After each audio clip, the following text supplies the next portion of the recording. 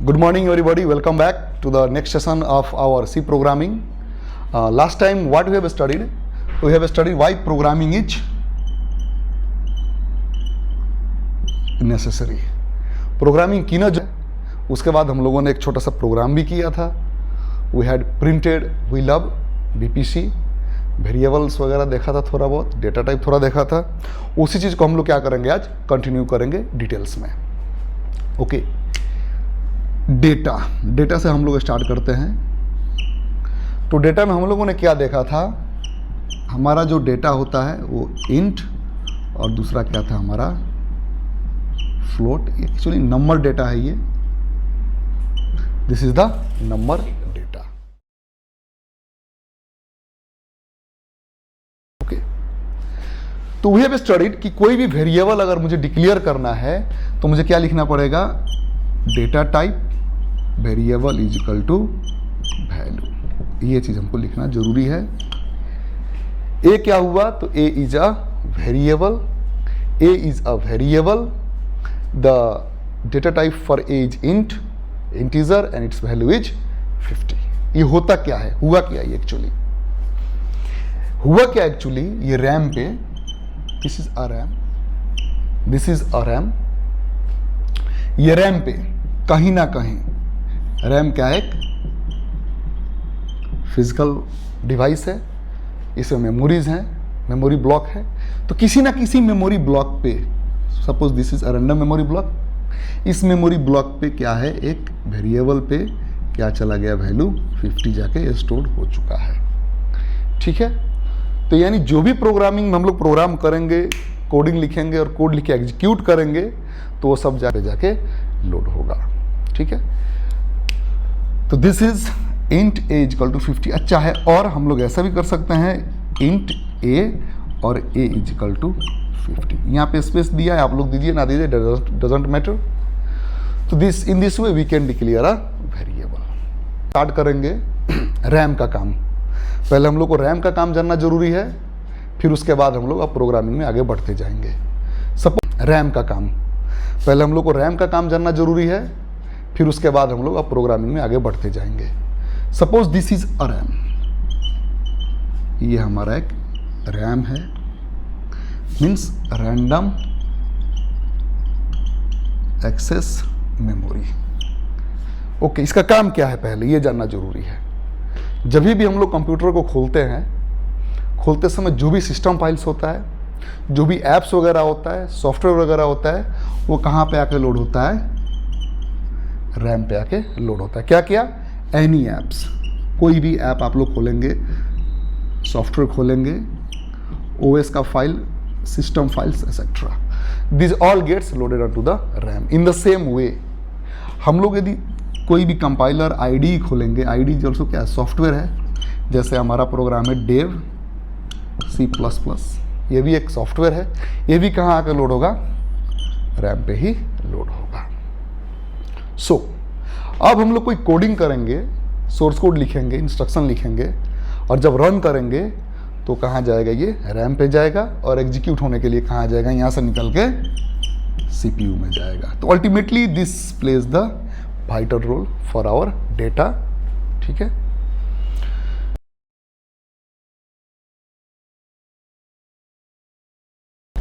Now last lecture जो हम लोगों ने पढ़ा था उसमें मैंने क्या बताया था? पूरा डिटेलिंग किया था डेटा के बारे में, जो दो किस्म का था, न्यूमेरिक और नॉन न्यूमेरिक. और उसमें भी हम लोगों ने क्या पढ़ा था? इंट और फ्लोट के बारे में पढ़ा था. उसी चीज़ को हम लोग आगे बढ़ाएंगे और यहाँ पे देखेंगे आर्किटेक्चर के साथ में.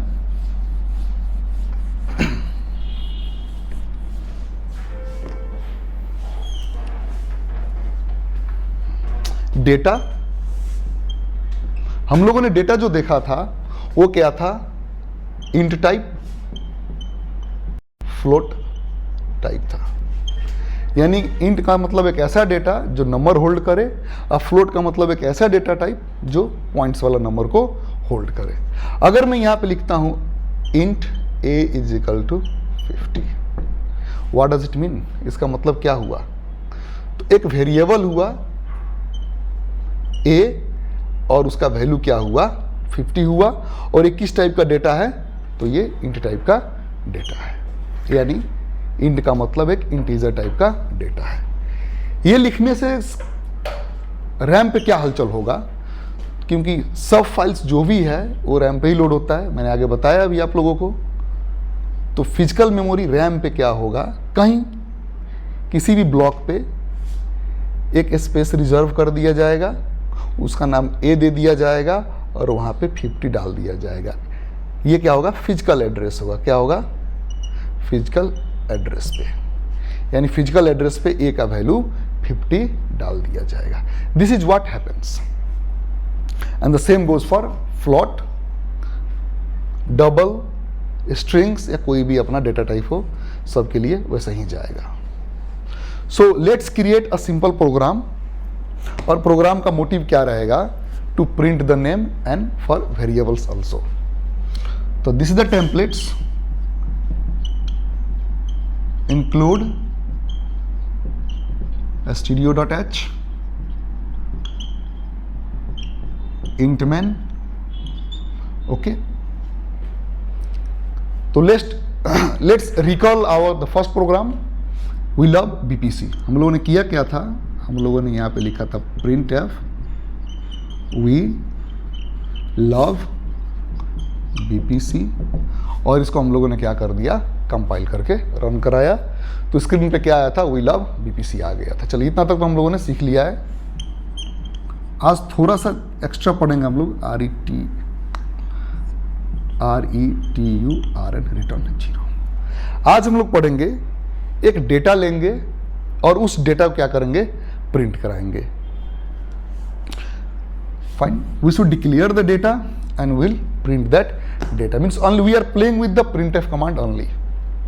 So suppose I want a is equal to 15, what should I write, data type, variable name and its value।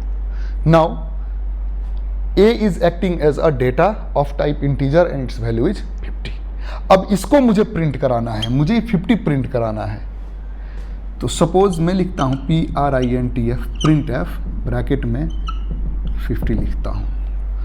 तो ये वाला 50 और ये a इज इक्वल टू 50 क्या है, बोथ आर नॉट सेम, ये दोनों सेम नहीं है। रीजन ये है कि जो ये वाला 50 है, ये 50, दिस इज अ मैसेज, ये क्या हो गया, एक मैसेज हो गया, इसका कोई भी मैथमेटिकल इंपॉर्टेंस नहीं है। यानी हम लोग इन्वर्टेड कमा के अंदर जो भी चीज़ लिखते हैं वो क्या हो जाता है, अपना मैसेज हो जाता है। तो इसीलिए इस 50 का कोई मोटिव वैल्यू नहीं है, कोई मोटिव ही नहीं है। व्हाट वी नीड दिस 50, ये ए का 50 मुझे चाहिए। तो यहाँ पे एक छोटा सा लिख दे रहा हूँ मैं, इंटीजर डेटा अगर कोई भी है उसको एक कंट्रोल करने वाला जो कंट्रोल स्ट्रिंग है वो है %d। तो %d किसको कंट्रोल करता है, इंटीजर को, सिंपल। तो हमारा मोटिव क्या रहेगा, हमारा सिंटेक्स क्या होने वाला है, टू प्रिंट द वेरिएबल। उसका सिंटेक्स हमारे पास कुछ ऐसा होने वाला है, printf, printf, उसके बाद क्या रहेगा, कंट्रोल स्ट्रिंग, उसके बाद रहेगा वेरिएबल नेम। अब इस पे चलिए ढाल दिया जाए इसको। तो printf, what types of value we are going to print, integer। so the control string for the integer is %d, यानी मैसेज वाले खंड में हम लोग लिखेंगे %d और उसके बाद कमा और उसके बाद हम लोग देंगे a। This will be the syntax for printing the variable. अब इस प्रोग्राम को जब हम लोग रन करेंगे तो आउटपुट क्या आएगा, 50 आएगा। चलिए इसी चीज को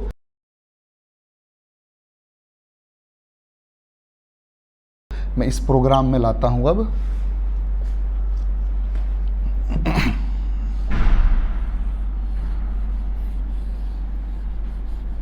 इसी प्रोग्राम में मैं लाता हूं इरेज करके। यहाँ पे अब int a is equal to 50, printf, printf inverted comma %d comma inverted comma and a। ठीक है, now this %d will D with map with a। तो अब a का वैल्यू क्या है, 50 है, ये a का वैल्यू यहाँ से पिक करेगा और आउटपुट में क्या दे देगा, 50 दे देगा। मान के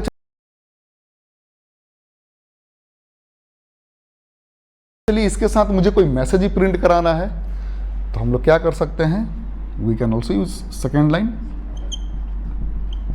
प्रिंट एफ। यहाँ कुछ भी आप मैसेज दीजिए, कुछ भी यहाँ पे दे दीजिए इस इन्वर्टेड कॉमा के अंदर। सपोज मैं यहाँ पे मैसेज दे रहा हूँ the value of a is equal to percentage D, और यहाँ पे ए दे रहा हूँ। तो इन्वर्टेड कॉमा के अंदर जो कुछ भी आप लिखिएगा it is a message, it is a message. इसका कोई भी मैथमेटिकल इंपॉर्टेंस नहीं है। अब देखते हैं ये परसेंटेज डी, परसेंटेज डी कहाँ है, लास्ट में, तो इस जगह पे ये मैप कर लेगा और आउटपुट क्या आएगा, यहाँ पे आउटपुट आएगा the value of a is equal to, यहाँ तक तो अपना मैसेज है, और परसेंटेज डी ए से मैप करेगा तो क्या आएगा आउटपुट 50। फाइन, थोड़ा सा इसी और में मॉडिफाई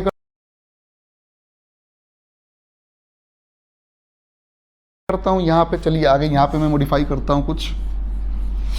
मान के चलिए मैं कुछ ऐसा लिखता हूं प्रिंट एफ परसेंटेज डी, और यहाँ पे मैं हेलो लिखता हूं, और यहाँ पे मैं क्या लिखता हूं, ए लिख देता हूं। तो इसका आउटपुट क्या आएगा, सिंपल। इन्वर्टेड कॉमा के अंदर जो कुछ भी है वो क्या है, एक मैसेज है। तो obviously this is going to print. ये परसेंटेज डी किससे मैप कर लेगा, इस ए से, तो ए का लोकेशन यहाँ पे आ जाएगा, तो 50 और हेलो आएगा। This will be the output.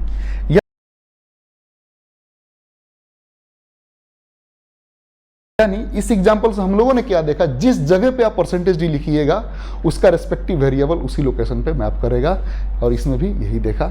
चलिए अब आगे चल के यहाँ पे स्क्रीन पे एक शो हो रहा होगा एक प्रोग्राम, उस प्रोग्राम को आप लोग ट्राई कीजिएगा। ओके, नाउ अब थोड़ा सा और देखेंगे, आगे बढ़ेंगे। मान के चलिए मुझे दो वेरिएबल पे काम करना है, तो हम लोग कैसे डिक्लेयर करेंगे variable, int a is equal to 10, int B is equal to 20। These are the two variable. और इसके अलावा हम लोग ऐसे भी कर सकते हैं, इंट ए कॉमा बी दो वेरिएबल हो गया, अब इसके नीचे लिख दीजिए ए इज इक्वल टू 10 और बी इज इक्वल टू 20। ऐसे भी आप इसको फॉलो करते हैं, अभी वो सेम ही है, दोनों से कोई फॉलो आप लोग कीजिए। सो अब इसको मैं इरेज कर दे रहा हूं क्योंकि दोनों सेम ही है, either you should follow this और दिस, तो मैं इसी मेथड को फॉलो कर रहा हूं। अब मुझे क्या चाहिए, मुझे चाहिए ए और बी को प्रिंट करना है। ए बी को प्रिंट करने का मतलब उसका वैल्यू चाहिए मुझे। तो सेम चीज what will be doing, PRINTF the value of a is equal to, and value of a is equal to, यहां पे लिखूंगा मैं percentage D, and B is equal to percentage D. यहां पे मैं ए लिखूंगा, यहां पे मैं बी लिखूंगा। अब होगा क्या, देखिए आप लोग, इन्वर्टेड कॉमा के अंदर मैंने क्या बोला, यहां से इन्वर्टेड कॉमा, यहां से यहां के बीच में है, तो इन्वर्टेड कॉमा के अंदर जो कुछ भी हो मैसेज के रूप में ही आएगा। तो मेरा आउटपुट क्या आएगा, इसका आउटपुट ये आएगा the value of a is equal to, पहला परसेंटेज डी पहला वैल्यू से मैप कर लेगा, दूसरा परसेंटेज डी दूसरा वेरिएबल से मैप कर लेगा। तो इसका आउटपुट क्या आएगा, the value of a is equal to 10 and B is equal to 20 आएगा। यानी जिस लोकेशन पे परसेंटेज डी यूज करेंगे हम लोग, उसी लोकेशन पे उसका रेस्पेक्टिव वेरिएबल क्या होगा,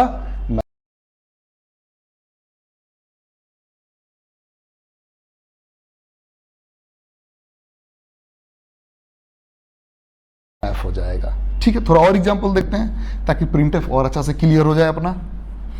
मान के चलिए मैं ऐसा कुछ लिखता हूं, PRINTF printf percentage D hello, उसके बाद फिर मैं लिखता हूं percentage D, this is the message, यहां पे लिखता हूं मैं बी और ए लिख देता हूं। चलिए कोई बात नहीं है। When I will execute this program, this percentage d will map with b and this percentage d with a. तो आउटपुट क्या आएगा, 20 हेलो 10। इसका आउटपुट अपना ये आएगा, क्योंकि परसेंटेज डी क्या आगे कौन सा वेरिएबल है, बी है, तो b will map with percentage D and this percentage d will map with a. ठीक, यानी जिस लोकेशन पे आप लोग परसेंटेज डी लगाइएगा वहीं पे वो वैल्यू क्या कर देगा, मैप कर देगा। सो और भी एग्जाम्पल देखते हैं अभी। Let me clear this. Okay, इसी में मैं और एग्जाम्पल देख लेता हूं। यहां पे मैं लिखता हूं BPC परसेंटेज D, यहां पे मैं लिखता हूं A और B।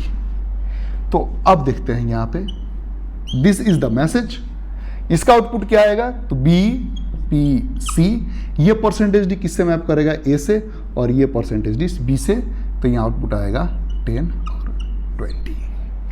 ठीक है, तो हम लोग जहाँ कहीं भी परसेंटेज D यूज कर सकते हैं, इसके लिए कोई रुकावट नहीं है, मगर फॉर्मेटिंग मिलाने के लिए हम लोग अपना लैंग्वेज, अपना भाषा, अपना मोटिव, विजडम वगैरह यूज करते हैं। जैसे कि हम लोगों ने यहाँ पे देखा int a equal to 20, int b equal to 10। अगर फिर से मैं करना चाहूँ यहाँ पे int a इक्वल टू 30, तो ये नहीं होगा, क्योंकि once the variable is declared you can not redeclare the variable. एक बार डिक्लेयर हो गया, आप डिक्लेयर नहीं कर सकते हैं। हाँ, यदि आपको 10 बन चुका है, उसको 30 करना है, तो either you should mention 30 over here, अच्छा इसके नीचे क्या लिख दीजिए, 30 लीजिए। तो ये अपडेटेड जो वैल्यू है 30, वही ए का वैल्यू रह जाएगा। कहाँ तक, यहाँ से, मगर यहाँ तक ए का वैल्यू 10 ही है। चलिए देखते हैं। और so we are going to program for the addition of 2 number. तो मैंने तो वेरिएबल लिया int a equal to 10, int b equal to 20, और दोनों का जोड़ के मैं एक वेरिएबल में स्टोर करना चाहता हूं वैल्यू, तो उसका वैल्यू मैं रख रहा हूं सम, और यहां पे लिख रहा हूं sum equal to a plus B. इसके अलावा हम लोग ऐसे भी कर सकते हैं, int sum equal to a plus B. ये भी सही है, ये भी सही है, सेमीकोलन। ओके, अब a में वैल्यू 10 आ गया, b में वैल्यू 20 आ गया, एक सम नाम का वेरिएबल है। अभी यहां तक इस सम में कुछ नहीं है। कुछ नहीं है का मतलब कुछ गार्बेज वैल्यू है, कुछ गार्बेज वैल्यू है। अब मैंने कर दिया sum equal to a plus B. जो सम में गार्बेज वैल्यू था उसको अब रिप्लेस कर दिया गया, और a और b को जोड़ के सम में डाल दिया गया। Now let's print this, printf, printf। अब तो यहाँ पे हमारा तो मैसेज रहता है, तो we can use any message here, like addition